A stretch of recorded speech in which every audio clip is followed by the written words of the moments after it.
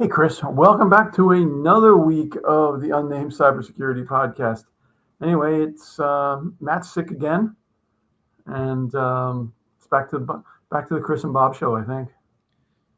Like I said, the joke was he's as unreliable as the Chiefs offensive line. I think that's what I Oh, said. Oh yeah, that stings if you're a Chiefs fan. Sorry about that, oh but man. it's fine. Matt gets football. It was a good joke to have. Um, Always game, pick the, on that. yeah, the game was interesting to say the least. So, and then Matt says he's sick, but we know what post Super Bowl means, right? Sick. Yeah, actually, I heard that the day after the Super Bowl is like one of the biggest call out sick days.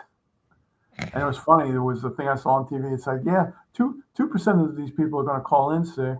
Then another 2% are just going to ghost their job for the day. And I'm like, really? Well, yeah, I mean, it's pretty early, but it doesn't get over till 10:30. So Yeah. Well, I don't know. some It's people what like it to is. I drink a guess. little too much, I suppose. Depending on who you were rooting for, you might be drinking a lot more.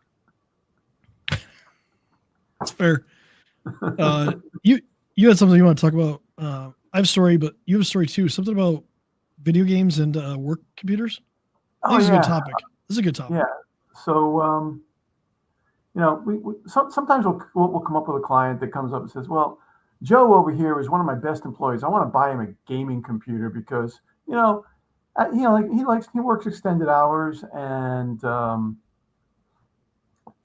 sometimes he wants to play a game." I'm like, "Well, that's all fine and good, but not on a work computer, please." Um, Turns out we had two different issues that we can talk about on this. Is one of the gaming computers wouldn't run the security software that we have because it was actually getting in the way because it wasn't that the guy installed anything. It was what came with the machine. And when the machine did an update, all our security software stopped working. It actually it had put in its own network optimization stack in it, and Oh, um, basically was rerouting secure traffic, and it was just getting dropped based on everything that was going on. Took that issue alone probably took 8 to 10 hours to actually troubleshoot because it looked like it was a software upgrade and things. You know, it wasn't part of the standard stack. It goes down to we always recommend people have standard configurations for a reason. Well, that one came back and bit us. But I really want I know what software you're talking about too. We'll just leave it at that. It to, can yeah. be troublesome. And it came with the machine, so it was like it was kind of hard but fun. But anyway, there's a vulnerability out there that just popped this week for what is it, Marvel Rebels. People want to use again. People think that I work during the day. I can still play my games on the computer at night. Well, turns out these games are getting flagged by our security software as rootkits because they're going deep and doing things in these computers that are trying to prevent people from hacking the games, and and they're tripping all kinds of alerts. Oh, let's dive into this. You said Marvel Rivals, right? That's Yep. the game. Yeah. All right. Yeah. So Marvel Rivals, it has the software itself actually had some issues that allowed for remote execution of arbitrary code, which I don't know. It's not exactly a good thing to happen on your computers, is it? Oh, this gets better. It actually affected the PlayStation 5 too. You can take over somebody's PlayStation 5. Oh, there you Yeah. go. Yeah. Let's see. They discovered uh it's their hot fix patching system. It allows remote code execution to update the game. Cool. Yeah. That's a good one. Um So it's an interesting way to do it. keep the video games off the work computers, Well, even if when you're at home. Because here's the thing. Even on if somebody's using that machine at home and that machine gets compromised, now the bad guys have a way to get in and potentially run laterally into the other machines that you've got. well, I've joked a lot with people that like the anti cheats that these games use, they're kind of like rootkits. except for rootkits is designed to do malicious things like malicious purpose, but like they give these anti-cheats kernel level access so they can access whatever they want. Yeah.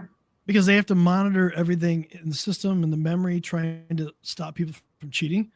So when you combine that with on a work computer, you've now given something full access to something. So if it does get exploited, yeah, the data you have there. And these games go through intensive security checks, right? Before updates go out?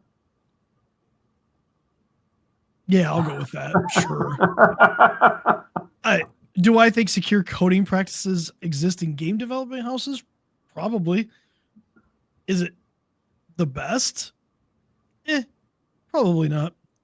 Yeah, but in their case, if you know, they're probably throwing stuff out, and if it breaks, oh well, we'll fix it when we find out that it's broken. They're not extensively testing any of this crap. Yeah. And I mean, the other thing you go along with it too is when you give something that level of access, it could crash your computer.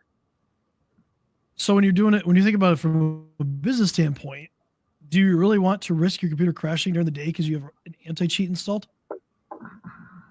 Probably not. It's a good question to have. I mean, everybody can make their own risk decisions, but yeah, probably not the greatest thing in the world. Yep. So what happened with you? Well, another co-managed situation this last week, and we talk a little bit about why people shouldn't be in the administrative group on their computer, right? Shouldn't be administrators. Mm-hmm. Well, sometimes internal IT, I don't want to say it's lazy, but maybe they get a little lazy or they get a little sloppy and they give people admin rights. And then people download software from the internet that ends up having some malware embedded in it. It then creates like a scheduled task to run on the next login and presents you with a challenge. We had two different ones last week. One looked like it was going to be ransomware. I won't go into details about that. The other one was more like an info stealer. It was going to run on next login, and it was basically to steal information, so passwords, keystroke logger, stuff like that.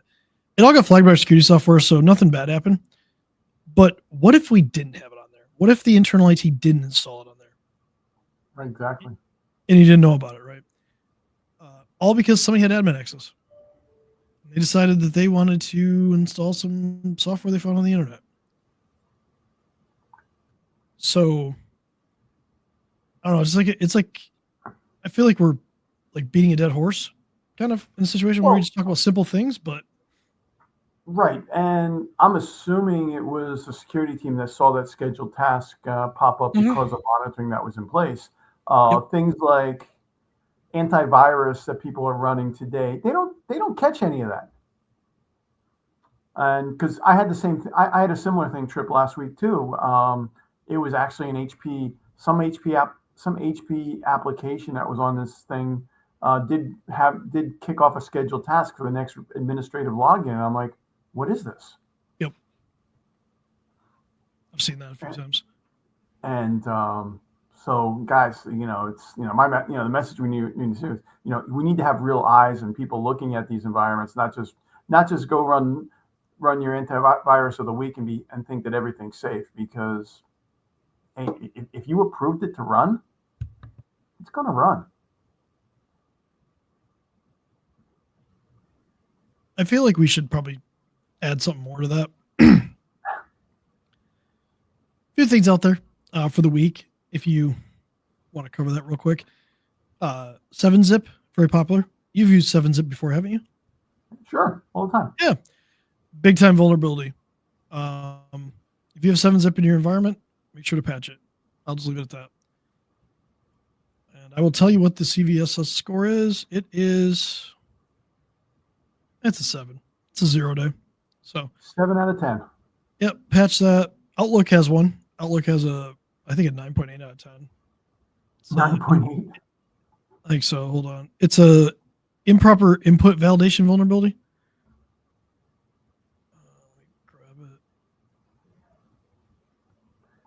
Anyway, Patch everything you've got, guys. Well, patch everything, but especially patch the ones that are like, because this Microsoft Outlook one is being exploited. So CISA is warning about it being exploited, and it is 9.8 critical. So if you have Outlook, you should definitely patch it. And I've seen people limit like updates being installed internally, especially for Microsoft applications. Make sure that your IT team is looking at that and make sure that they get that out there, because this is actively being exploited, which is never good. And one last thing. If you heard of DeepSeek, be very careful with using DeepSeek.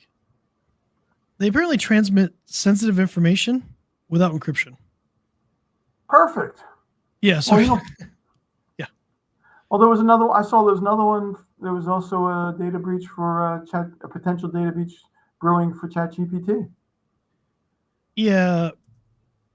That looks more like data scraping and like password reuse. I mean, it could be a breach. I mean, I don't think they've really said right. Be careful what you're putting in any of these applications is really the message. And yeah. Well, and again, we've probably beaten this one too. MFA. Like, please don't reuse passwords, but definitely turn on MFA. And if you have a ChatGPT account right now, you should probably go reset your password and just turn on MFA, just to be safe.